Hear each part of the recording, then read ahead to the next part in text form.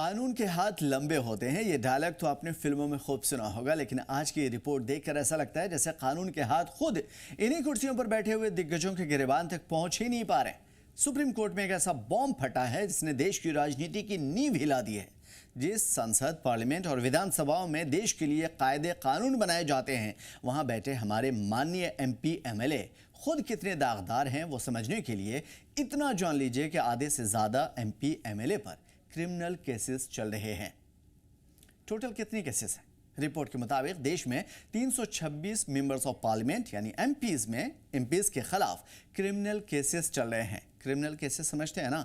इसके अलावा देश की 28 में से 14 स्टेट्स के चीफ मिनिस्टर 28 में से 14 स्टेट के चीफ मिनिस्टर्स भी ऐसे केसेस का सामना कर रहे हैं।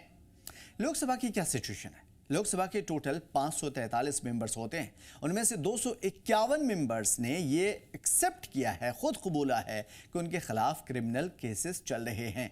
इनमें से 170 मेंबर्स पर बहुत सीरियस चार्जेस हैं, यानी कि ऐसे केसेस जिनमें 5 साल या उससे ज़्यादा की जेल हो सकती है।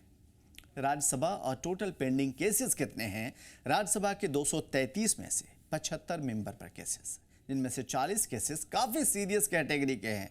अगर टोटल देखा जाए तो करंट और एक्स MP MLA के खिलाफ पूरे देश में 4192 क्रिमिनल केसेस पेंडिंग हैं, चल रहे हैं।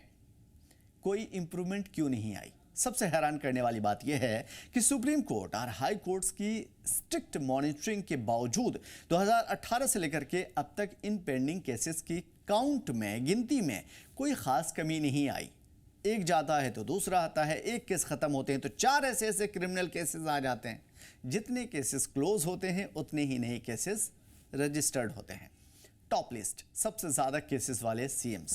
रिपोर्ट में कुछ चीफ मिनिस्टर्स के नाम भी हैं जो सबसे ज्यादा केसेस फेस कर रहे हैं। तेलंगाना के CM अनुमुला रेवंत रेड्डी 79, 90 में से 1 केसेस हैं इनके ऊपर। पश्चिमी बंगाल के CM सुवेंदु अधिकारी 29 केसेस हैं इनके ऊपर, BJP की सरकार। कर्नाटक के CM DK Shiva Kumar 19 cases का सामना कर रहे हैं। ये सब क्रिमिनल केसेस हैं।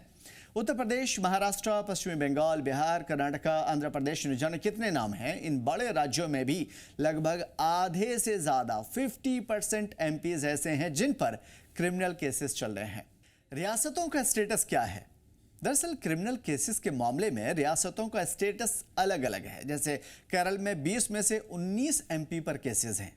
इसके अलावा तेलंगाना, उड़ीसा, झारखंड और बाकी जो नाम हमने बताया, वहाँ के MPs में भी क्रिमिनल चार्जेस काफ़ी ज़्यादा हैं और ये परसेंटेज काफ़ी हाई है। सुप्रीम कोर्ट को क्या सजेशन दिया गया है?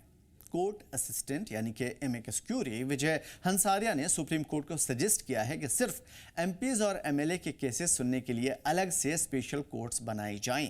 इन स्पेशल कोर्ट्स को कोई और जनरल कोर्ट वर्क ना दिया जाए। कोई भी आम कोर्ट में जैसे काम चलता है, लोकल कोर्ट हो, ज़िला कोर्ट हो या फिर ख़ासतौर पे हाई कोर्ट हो, इन्हें कोई काम न दिया जाए। सिर्फ MP MLA के ही केसेस दिए जाएं ताकि वे सिर्फ इन्हीं ट्रायल्स पर फोकस कर सकें, इन्हीं रास्तों पर जा सकें।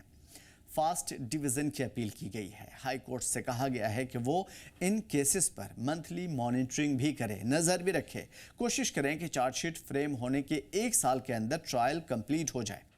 ओल्ड केसेस पर स्ट्रिक्ट एक्शन की मांग की गई है। जो केसेस 3 साल से ज़्यादा टाइम से पेंडिंग है, हाई कोर्ट को उनके लिए इफेक्टिव ऑर्डर्स पास करने होंगे और ऐसा सुझाव दिया गया है ताकि उन्हें जल्द से जल्द डिस्पोज किया जा सके, सामने लाया जा सके।